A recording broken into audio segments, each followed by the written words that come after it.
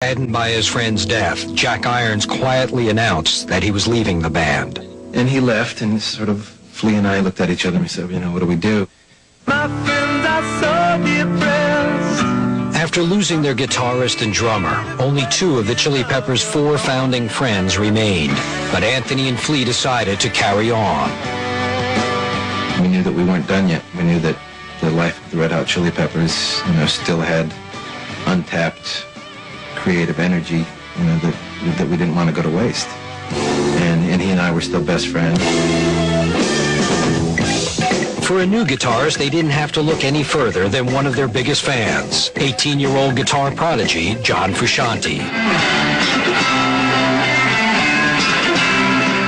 He's definitely a genius. He's got that mad scientist, guitar, art, love, spirit, genius in him, but he doesn't know how to drive a car. He doesn't have a credit card. You know, he doesn't function in the same road with the rest of the world, which is what makes him great. When I first joined the band when I was 18, Flea and Anthony called me up. I kept real cool when I was on the phone with them, and then I hung up the phone and I screamed, "Calling the Red Hot Chili Peppers!" And I ran across the house and I jumped up on a wall, and there was like these footmarks on the wall of that apartment. With John Frusciante on board, it was time to find a new drummer. The hard-hitting Chad Smith was the last of more than 30 to audition. Just as quickly, the newly formed foursome was in the studio recording the band's fourth CD. Released in September '89, Mother's Milk became the Chili Peppers' first gold album.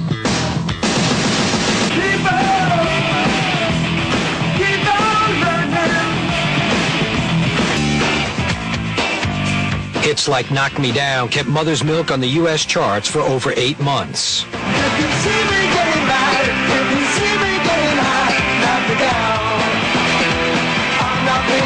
It's hard to believe there's nobody out there. It's hard to believe that I'm all alone. At least I have her love. The city, she loves me. Lonely as I am, together we cry. Released in October '91, Blood Sugar Sex Magic would go on to sell more than 8 million copies. It was truly a landmark album. And to support it, the band embarked on a marathon world tour. The Red Hot Chili Peppers were now playing stadiums with passionate fans. The Chili Peppers were red hot, but not everyone was embracing their new fame.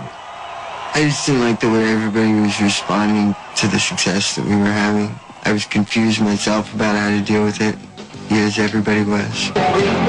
As the tour wore on, John grew increasingly disenchanted and distanced himself from the rest of the band. John was just up there like he didn't give about anything, you know? And you can't be in a group and not care. It's gonna show. And it did. A lot of the shows were terrible. You can only enjoy it for so much when the band isn't talking, you know? Me and Anthony basically toured together for a year without really talking at all, and things got worse and worse. Then on May 7th, 1992, tensions between the band and John Frusciante came to a head. Just hours before a concert at one of Japan's largest arenas, John told the band he was quitting the Chili Peppers. I remember calling our tour manager at the venue and just say, I just got in, how's everything going? And he said, well, it's not going really well. John won't go on stage. I mean, what do you mean won't go on stage? He quit. I said, he quit. I said, he quit. I said, don't quit. Tell him to get his ass on the stage. I said, I'll be right there. The band convinced John to play that evening, but by the following morning, he was gone. After he left the band, a Dutch TV crew making a Chili Peppers documentary discovered John immersed in the dark and dangerous world of heroin.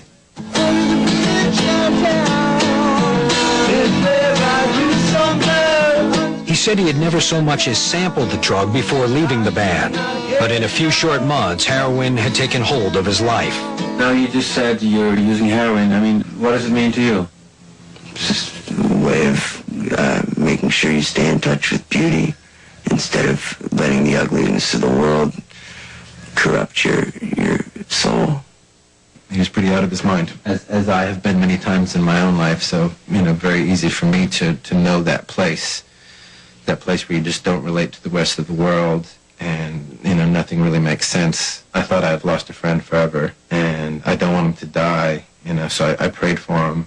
Please, don't let John die. But Hillel had lost his battle with heroin, and John wasn't even putting up a fight. I stayed in touch with him through the whole time, and, it was difficult to be around him in that time. I just thought he was going to die. I mean, I was sure that John was going to die. I just deteriorated so much that I was ready to die. And all I can remember is I wanted a gun bad so I could shoot myself, I'd really lost the will to live completely. My heart had broken completely. In the fall of '97, friends finally persuaded John to enter rehab. That period of my life had run its course, and I knew that, and it was time for a new chapter to begin. For those who witnessed his decline, John's recovery was nothing short of miraculous. But it would be just the first in a series of astounding events. I just went over to his house and asked him, what would you think about being in a band again? And I just remember his face turned bright red, bright beet red, and he was like, I think that'd be a good idea.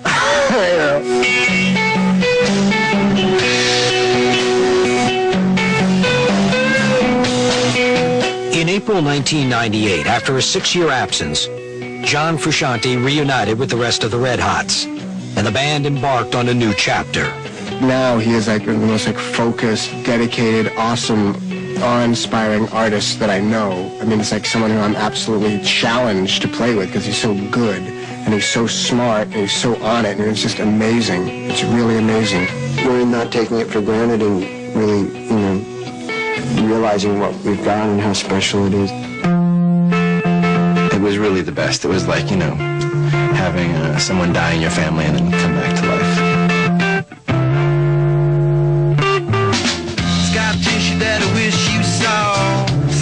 And John wasn't the only one coming back to life.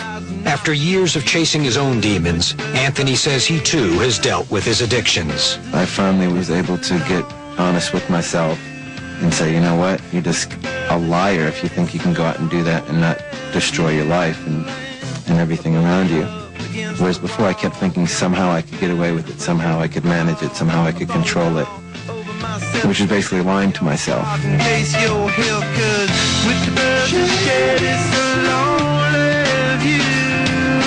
In the summer of '99, the rejuvenated Red Hots released their 7th album, Californication. The record was peppered with bittersweet songs inspired by the hard lessons the band had learned.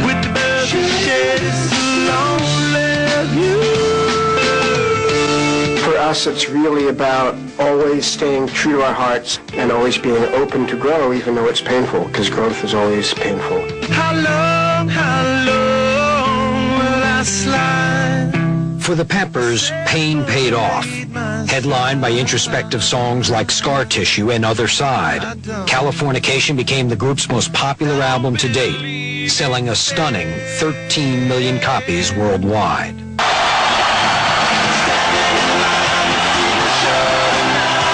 The Peppers packed their bags for a triumphant world tour, then returned to LA to work on their follow-up album, By the Way.